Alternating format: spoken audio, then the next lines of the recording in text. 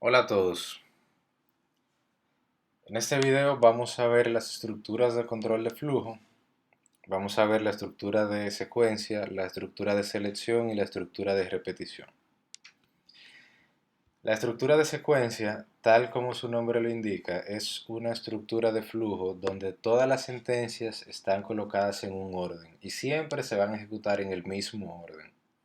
No hay ninguna forma de que se altere ese flujo lineal que llevan esas sentencias o acciones. Por ejemplo,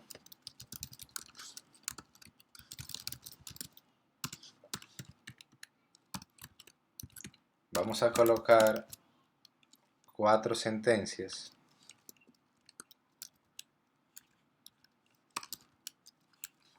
y vamos a ejecutar ese programa. Ese programa siempre que se ejecute va a correr esas sentencias en el mismo orden. Impresión 1, impresión 2, impresión 3 e impresión 4. Siempre se ejecuta en el mismo orden. No hay manera alguna de que ese orden pueda variar, porque es una estructura lineal.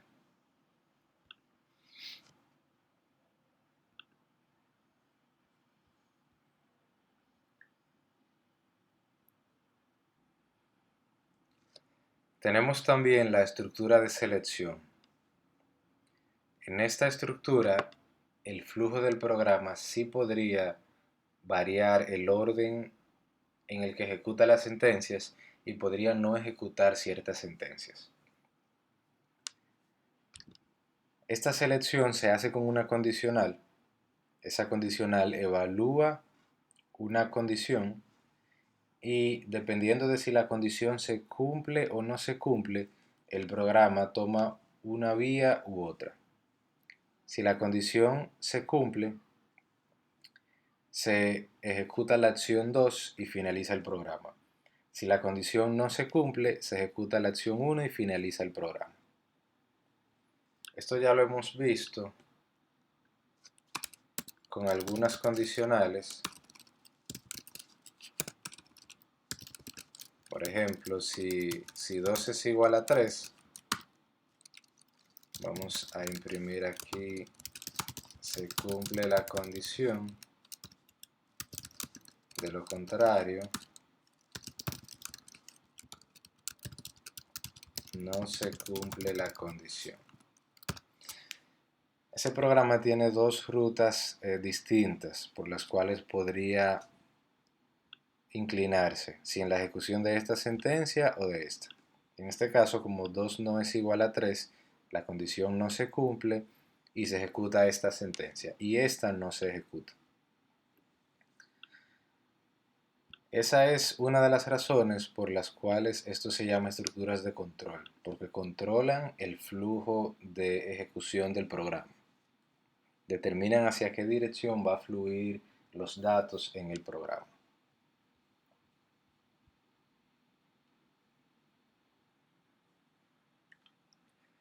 Tenemos la estructura de repetición. Es una estructura en la cual el programa va a repetir una acción o un conjunto de acciones n veces, mientras una condición se esté cumpliendo como verdadera. Si la condición se cumple verdadera, se va a ejecutar la acción 1. Y luego volvemos a evaluar la condición. Si la condición se sigue cumpliendo verdadera, se ejecuta nuevamente la acción 1. Si la condición se sigue cumpliendo verdadera, se ejecuta nuevamente la acción 1. Si en algún momento esa condición deja de ser verdadera y es falsa, entonces el programa continúa la ejecución en esta dirección. Se ejecuta la acción 2 y continúa por acá. Este ciclo, este bucle o loop, es la repetición. Eso se va a repetir de 0 a n veces mientras esa condición se cumpla como verdadera.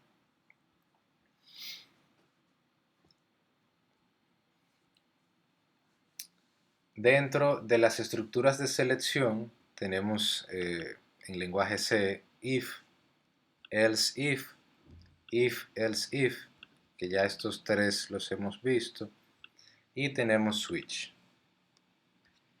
Repasando el if-else-if, tenemos una condición: si expresión 1 es igual a expresión 2, ejecutamos la acción 1. De lo contrario, si expresión 1 es igual a constante 2, ejecutamos la acción 2.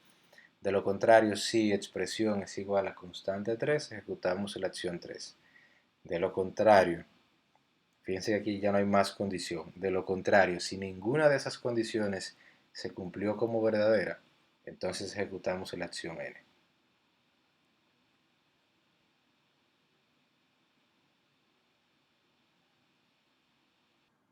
La estructura switch, que también es una estructura de selección, es una forma más estructurada y elegante, por decirlo así, de unir un grupo de if.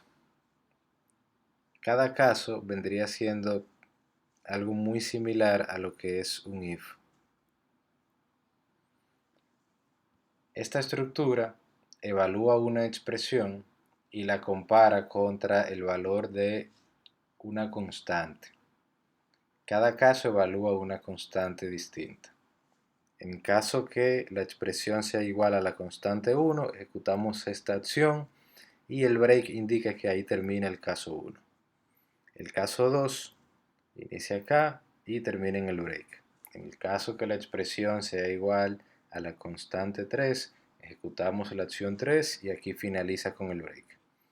Default para indicar que ninguna de las constantes es igual al valor de la expresión. Entonces ahí utilizamos el default. Vamos a hacer un ejemplo bien sencillo del switch para entenderlo mejor. Digamos que tenemos una variable a que es igual a 3 y vamos a hacer un switch.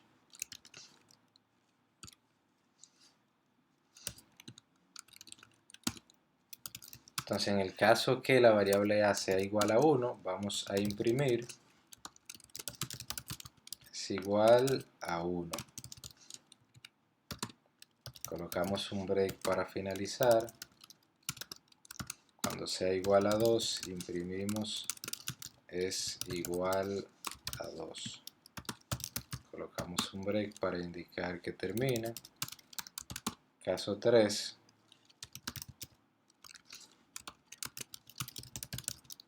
Es igual a 3 y un break.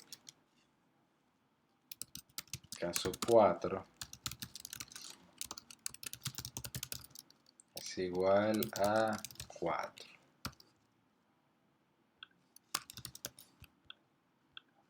Un break para indicar que termina y por último default. No es igual a ninguno. Si ejecutamos este programa, como a es igual a 3, se va a ejecutar el caso 3. El caso 3 indica es igual a 3. Ahora, si fuera igual a 9, como no hay ninguno que sea igual a 9, se ejecuta el case default. No es igual a ninguno. El break es sumamente importante colocarlo en cada caso. Por ejemplo, si yo coloco aquí que es igual a 3, pero en el 3 yo no coloco un break, él me va a imprimir es igual a 3 y luego va a seguir al siguiente caso y va a imprimir es igual a 4, porque yo no dije dónde el caso 3 termina. Y él asumiría este break como la finalización de este caso, que inicia aquí, pero mientras no encuentra un break, él sigue ejecutando sentencias. Por ejemplo, lo ejecutamos ahí, es igual a 3 y luego me imprime es igual a 4. Porque no tiene un break, entonces él no sabe dónde termina el caso. El caso termina en el primer break que encuentre y aquí es donde lo encontró.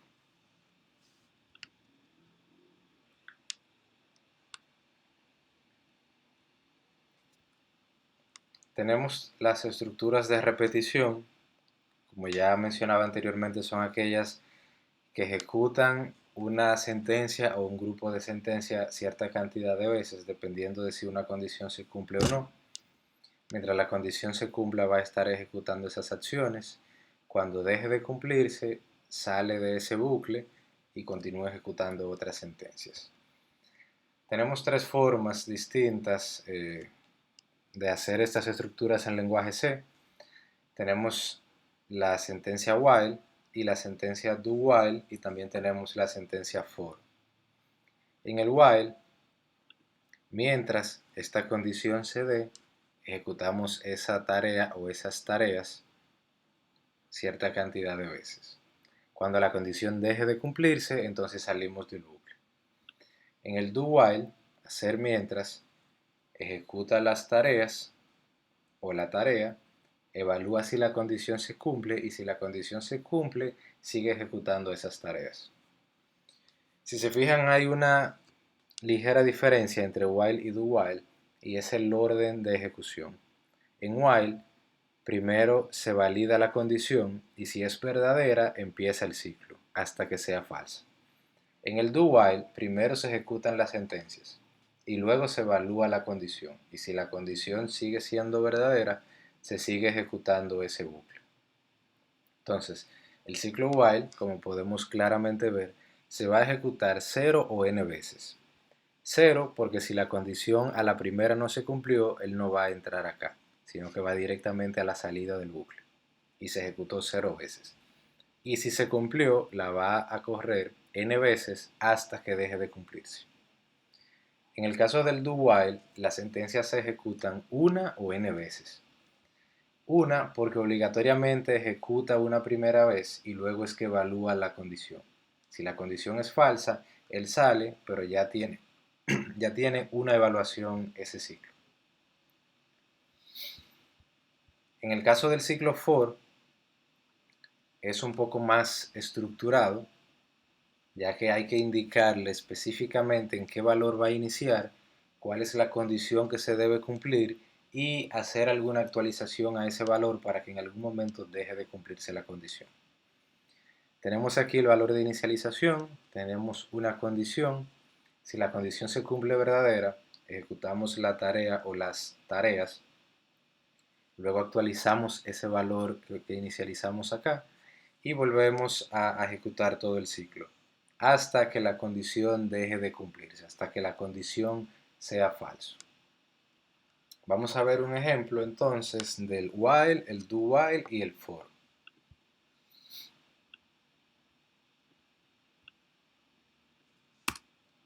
Tenemos una variable a que es igual a 3, mientras a sea menor que 10, vamos a estar imprimiendo esto.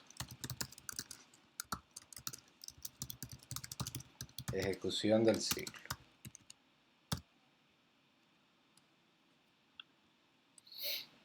Y si lo ejecutamos así tal cual, esa condición siempre va a ser verdadero, porque 3 siempre va a ser menor a 10. Ahora yo necesito en mi ciclo hacer algo para que esa condición en algún momento deje de cumplirse. Yo podría poner aquí simplemente a igual a 10. El ciclo se ejecutaría una sola vez y en la siguiente ejecución ya no se cumple porque ya a no va a ser menor a 10, sino que va a ser igual a 10. Se ejecuta una sola vez. Ahora yo pudiese también hacer que a se vaya incrementando de uno en uno y va a llegar un momento donde a ya va a ser igual a 10 y ya la condición no se va a cumplir. Esto se ejecutaría mientras esa condición se cumpla.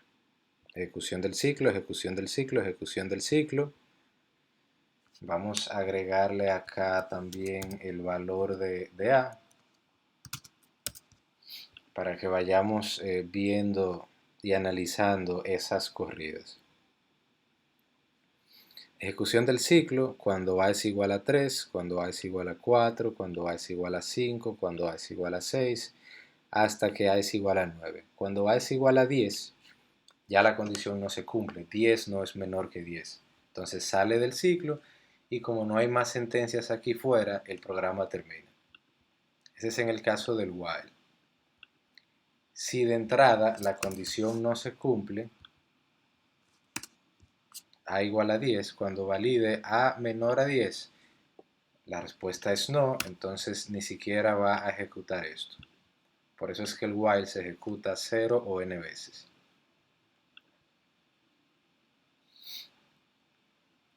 Vamos a ver entonces el ejemplo con el do while.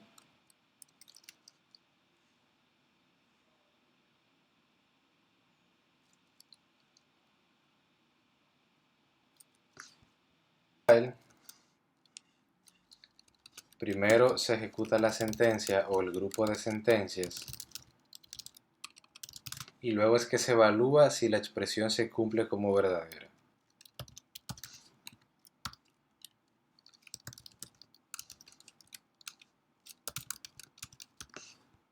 En este caso, aunque no se cumple que A es menor a 10, se va a ejecutar una vez porque él primero ejecuta y luego pregunta. A diferencia del ciclo while, que pregunta y si se cumple luego ejecuta.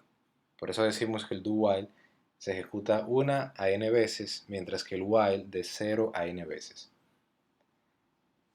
Si tuviésemos acá un 2, donde se va a ejecutar el ciclo varias veces, vamos a colocar el valor de A, vamos a colocar un salto de línea al final, y vamos a colocar acá un incremento para la variable A para que en algún momento deje de cumplirse la condición. Ejecución de bucle, valor de A 9, 8, 7, 2. Si yo no coloco este incremento, es muy peligroso porque el ciclo se torna infinito o indefinido, porque en algún momento va a terminar. Y siempre se queda con el valor de A igual a 2 y se va ejecutando de manera indefinida. A no cambia de valor, pero se queda ejecutando esta línea. Vamos a detener la ejecución. Bueno, ahí no podemos ver la salida. Pero lo que hace es que se queda de manera indefinida ejecutando ese ciclo. Si por ejemplo aquí agregamos un incremento de A, ya ese problema está mitigado, porque cuando se vaya incrementando en algún momento, A va a llegar a un valor en el cual ya esta condición no se cumple.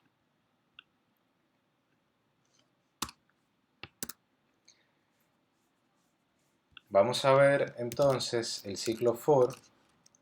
El ciclo for, según tenemos acá,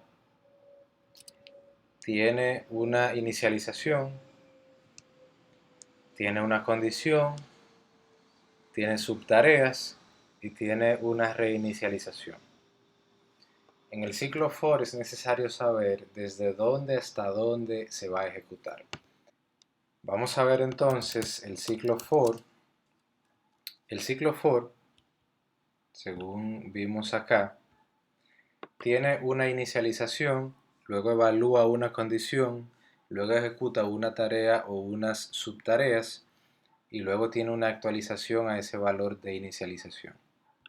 Entonces, vamos a hacer una declaración, vamos a una variable incremento, vamos a decir que esa variable va a ser igual a 0 y que mientras esa variable sea menor a 10 se va a estar ejecutando el ciclo y vamos a hacer la actualización de esa variable incrementándole valor de 1 en 1. Vamos a imprimir acá el valor de la variable i, que en cada ejecución de ese ciclo el valor de i va a ser diferente. Al igual que en los ciclos anteriores, porque esa variable se va a ir incrementando en 1 en cada ejecución que haga.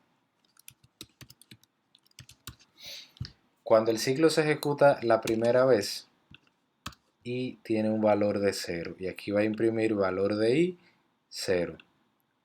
Luego se incrementa en 1. Cuando hace la segunda ejecución, ya i tiene valor de 1. La siguiente ejecución i tendrá valor de 2, de 3, hasta que en algún momento deje de cumplirse esta condición que está acá. Valor de 0 hasta valor de 9.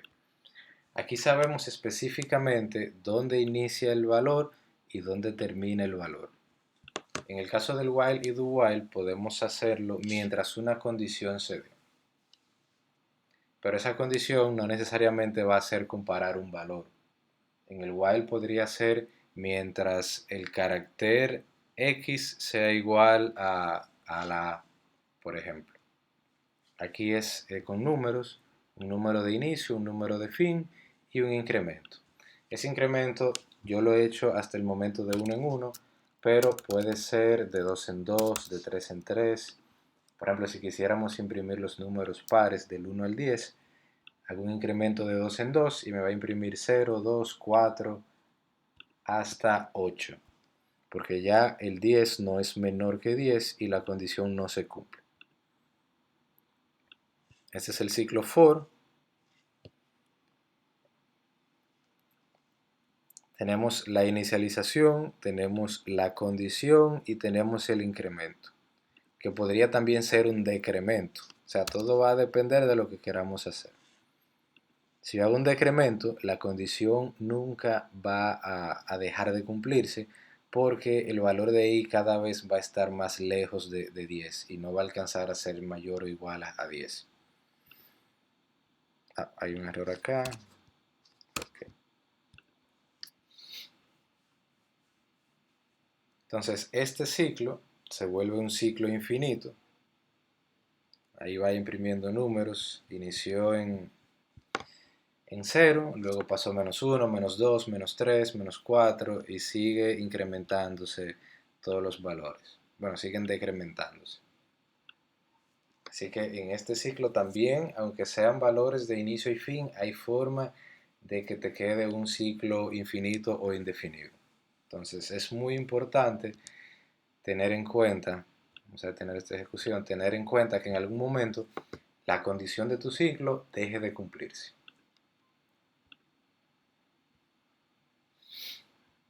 Entonces, en resumen, vimos las estructuras de control, vimos la de secuencia, que ya la hemos utilizado, las de selección las repasamos un poquito, y vimos las de repetición, utilizando while, do while y for. Por el momento esto es todo. Gracias a todos por participar.